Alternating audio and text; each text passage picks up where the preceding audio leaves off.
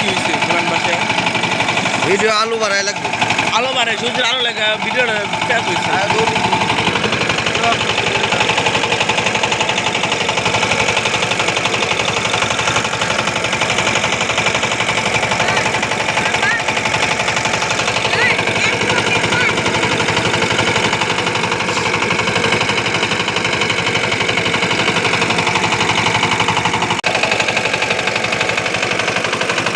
আসে